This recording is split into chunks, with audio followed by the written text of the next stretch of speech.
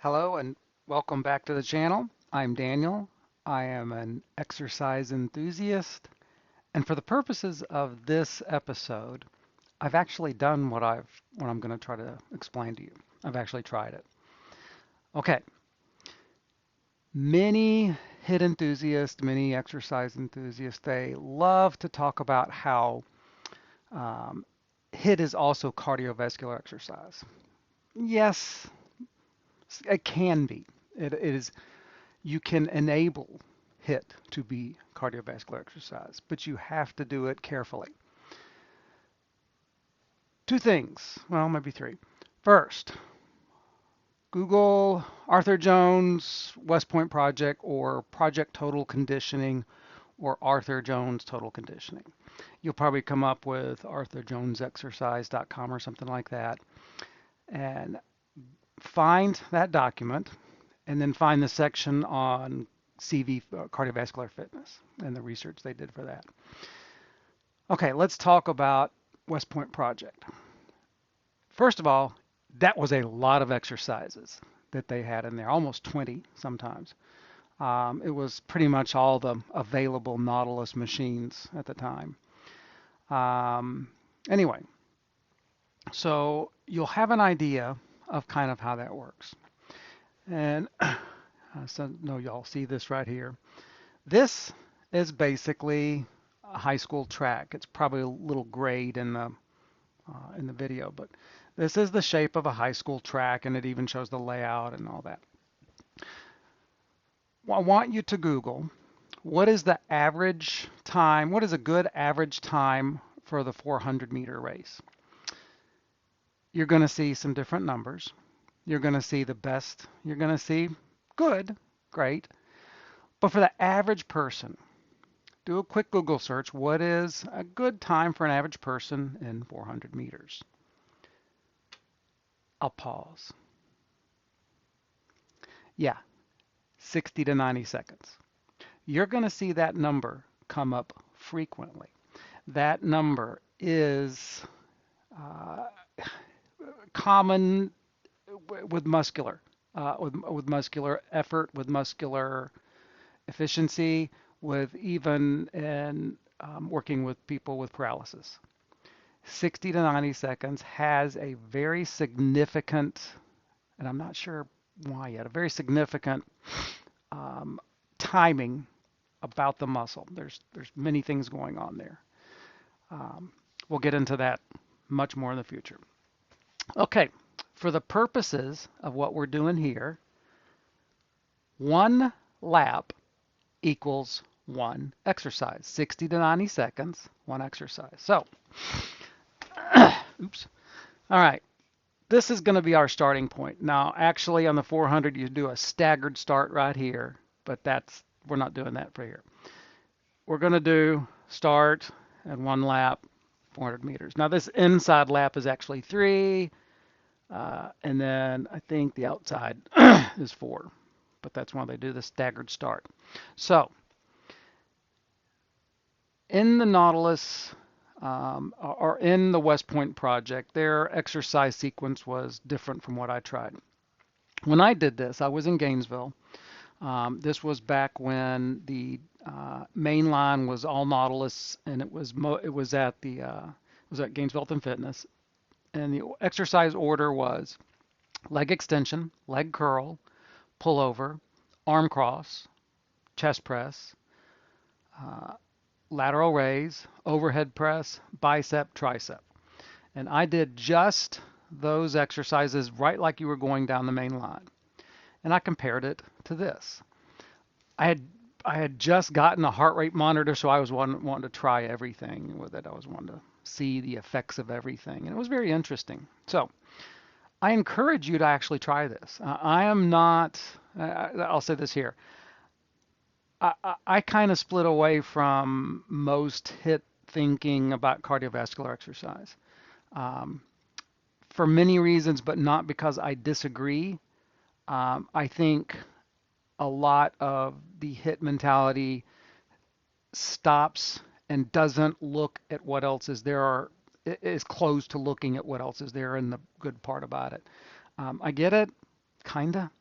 But anyway, well, that can be another complete another episode. But for now, let's talk about how HIT is actually HIT. But HIT is not HIT.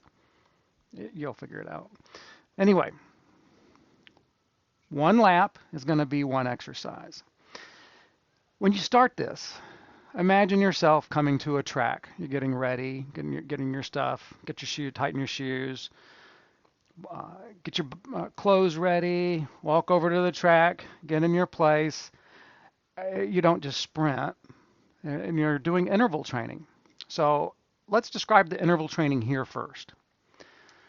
You would start right about here, and you would start at a fairly brisk walking pace. Right about here, you're going to start jogging.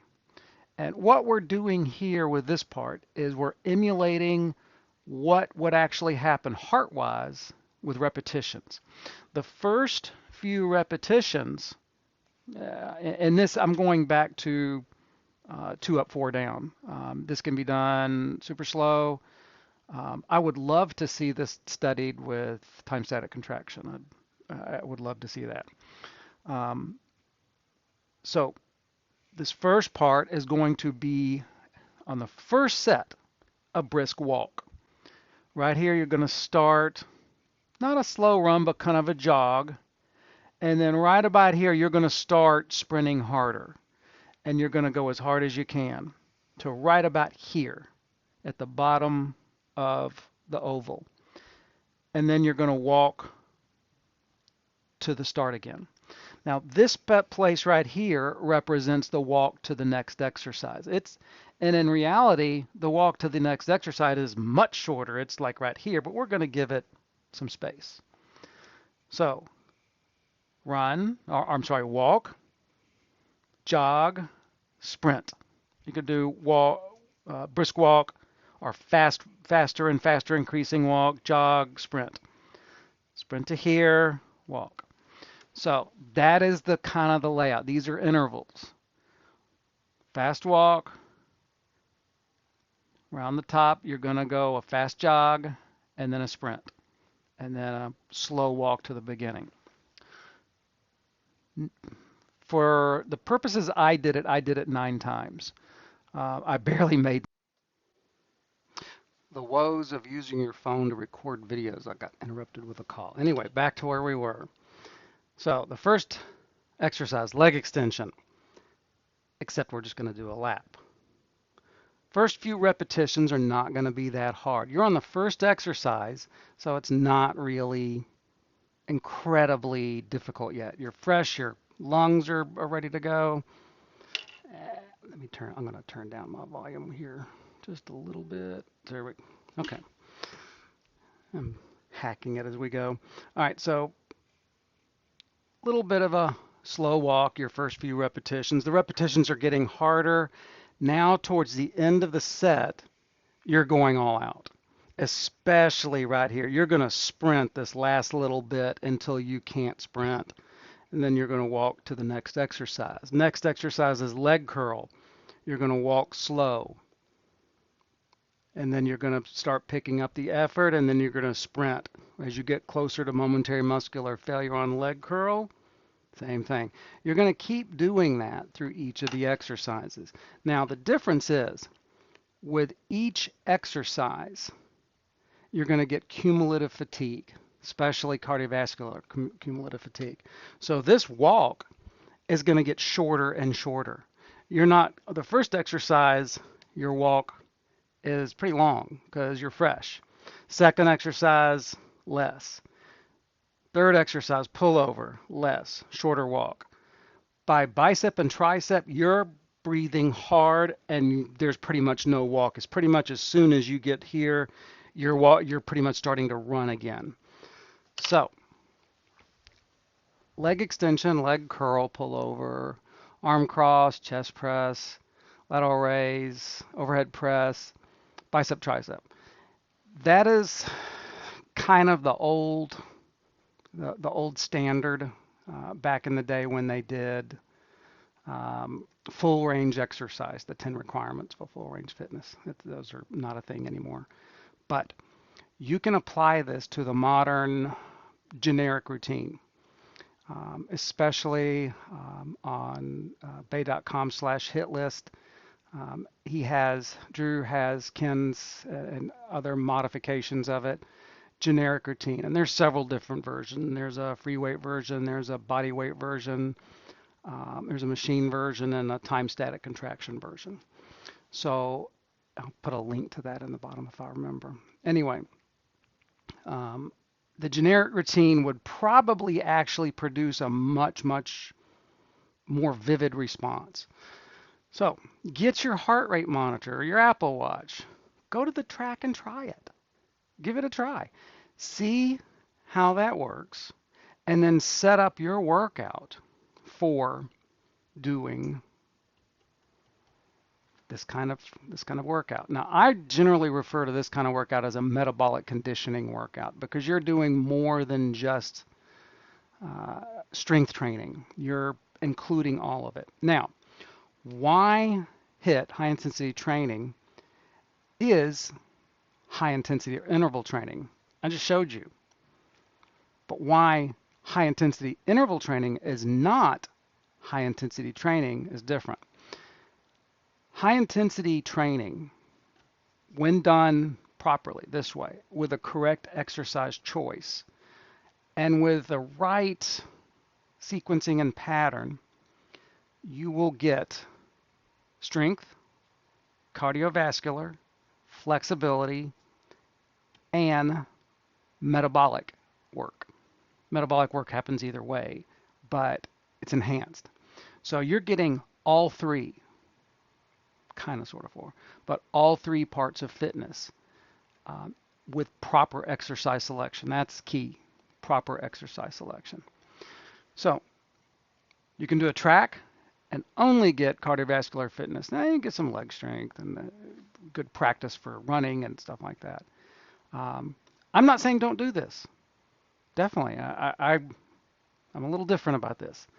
But when you're doing interval training like this, you're only getting cardiovascular. If you're doing high intensity training, interval style or metabolic conditioning style, you're getting cardiovascular fitness, strength, and flexibility because you've made the right exercise choices. If you don't make the right exercise choices, you might not get as much flexibility. But even with time static contraction, you're going to get strength and cardiovascular fitness if you do this correctly. So HIIT, high intensity training, is also or can be high intensity interval training. But high intensity interval training cannot be high intensity training. It can only be interval training. I hope this kind of explains. I know some people don't really understand or buy into that strength training can be cardiovascular fitness. I get that, but it can be, and it is. It is actually a superior form of it.